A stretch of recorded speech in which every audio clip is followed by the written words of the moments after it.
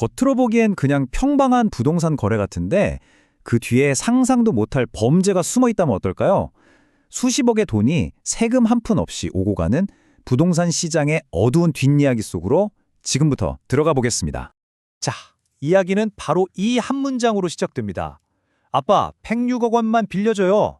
아니, 이게 무슨 드라마 대사도 아니고, 근데 이게 실제로 국토교통부 조사에서 드러난 정말 충격적인 사례 중 하나라고 합니다. 도대체 어떻게 이런 일이 가능했던 걸까요? 그리고요, 이게 그냥 특별한 한두 건의 얘기가 아니었습니다.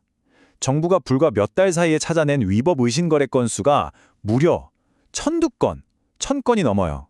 우리가 모르는 사이에 부동산 시장 뒤편에선 정말 거대한 그림자가 자라고 있었던 겁니다. 자, 그럼 가장 먼저 그 충격적인 사례부터 한번 파헤쳐 보죠. 도대체 130억짜리 아파트를 어떻게 아빠 찬스 하나로 살 수 있었는지, 그 실체가 뭔지 한번 들여다보겠습니다. 이런 일들이 세상에 알려지게 된 건 바로 정부가 기획조사를 벌였기 때문인데요. 그럼 정부가 도대체 뭘 또 어떻게 파헤쳤는지부터 살펴봐야겠죠? 정부가 집중적으로 본 건 크게 세 가지였습니다.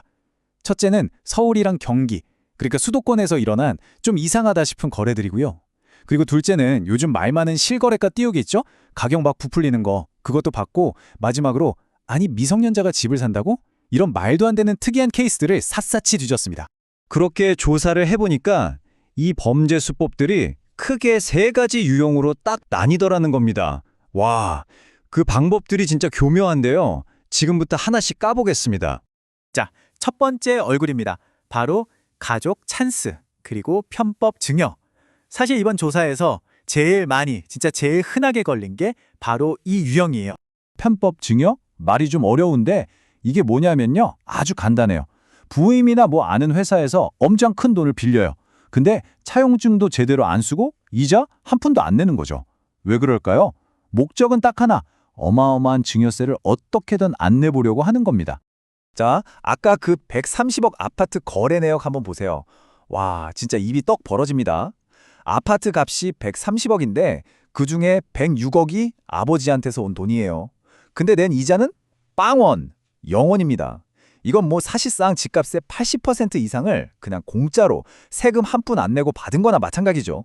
이러니 당연히 국세청 조사를 피할 수가 없었던 거고요. 자, 두 번째 얼굴은요. 이건 더 교묘하고 어떻게 보면 더 심각합니다. 바로 유령 거래와 실거래가 띄우기. 이건 그냥 한두 사람 세금 떼먹는 수준이 아니에요.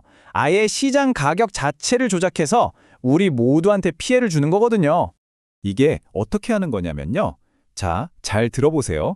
일단 집주인이 자기 회사 같은 뭐 아는 사람한테 집을 엄청 비싼 값에 판 것처럼 가짜로 신고를 해요. 그리고 몇 달 있다가 이 계약 취소할게요 하고 취소해버립니다.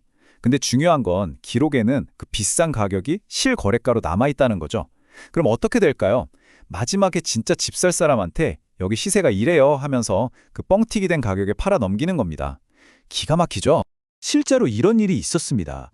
어떤 부부가 자기네 법인한테 16억 5천에 판다고 거짓 신고를 딱 해놓고 취소한 다음에요. 진짜 산다는 사람 나타나니까 18억에 팔아버린 거예요. 이런 식으로 시장을 완전히 흔들어서 자기들 배만 불린 거죠.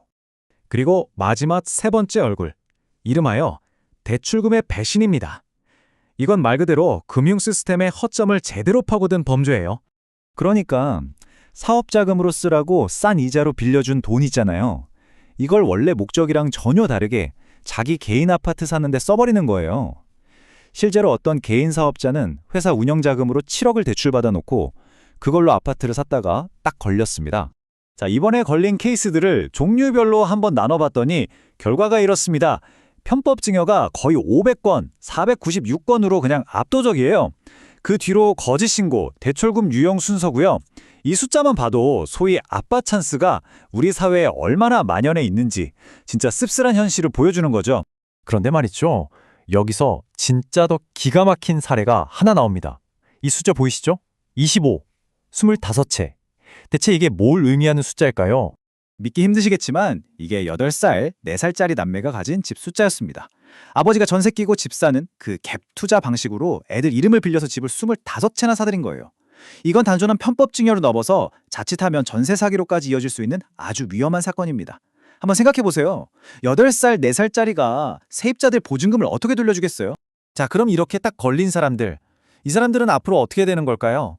정부가 칼을 빼들었는데 그 칼날이 어디로 향할지 한번 보죠. 조치는 아주 명확합니다. 세금 안 낸 것 같으면 바로 국세청으로 넘기고요. 사기나 시장 교란 혐의가 보이면 경찰이 수사합니다. 엉뚱한 데 쓴 사업자 대출은 금융기관이 바로 다시 걷어가고요. 그리고 여기서 끝이 아니라 지금 조삼은 구리, 남영주 같은 다른 동네로 계속 넓게 가고 있다고 합니다. 자, 이제 어쩌면 가장 중요한 질문을 던져봐야 할 시간입니다. 그래서 이런 범죄들이 나랑 무슨 상관인데? 이렇게 생각하실 수도 있어요. 그냥 저 사람들끼리의 문제, 그들만의 리그 아닌가 하고요. 이 질문 다시 한번 진지하게 생각해 볼 필요가 있습니다. 부자들이 편법 쓰고 시장을 막 흔드는 게 정말 평범하게 살아가는 우리랑 아무 상관이 없는 일일까요? 전혀요. 아주 직접적인 영향이 있습니다. 첫째, 이런 짓들이 집값을 말도 안 되게 올려놔요. 그럼 우리 같은 평범한 사람들은 내 집 마련 꿈도 꾸기 힘들어지는 거죠. 둘째, 이건 공정한 경쟁 자체가 안 되는 기울어진 운동장을 만드는 거고요. 셋째, 열심히 하면 되겠지 하는 우리 사회 시스템에 대한 믿음 자체를 그냥 무너뜨립니다. 그리고 마지막으로 아까 그 어린 남매 사례 기억나시죠? 언제든 내가 전세 사기 피해자가 될 수도 있다는 불안감을 안겨주죠. 결국 우리가 풀어야 할 숙제는 바로 이겁니다. 우리가 매일 발딛고 살아가는 이 부동산 시장, 이 시장의 투명성을 대체 어떻게 지켜낼 수 있을까요? 오늘 이야기는 여기까지입니다만 이 마지막 질문만큼은 여러분도 꼭 한번 생각해 보시는 계기가 되었으면 좋겠습니다.